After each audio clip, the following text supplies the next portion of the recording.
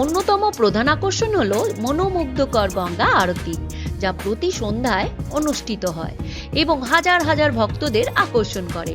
এই জীবনদায়ী নদীর জন্য হিন্দু সম্প্রদায়ের কৃতজ্ঞতা ও শ্রদ্ধার প্রতীক হিসেবে দেবী গঙ্গার কাছে প্রার্থনা করা হয়। এখন বিকেল 4:30 বাজে। এই সময় সব ঘাট পরিষ্কার করে গঙ্গা আরতির জন্য ভক্তরা গঙ্গার তীরে বসে পড়ে।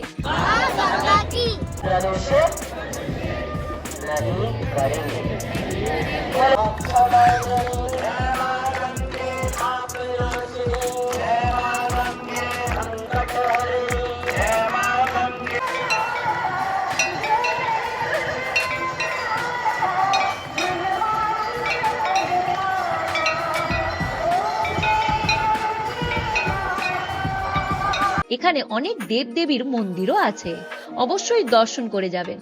আজকে ভিডিও এই পর্যন্তই, আবার দেখা হবে কাল।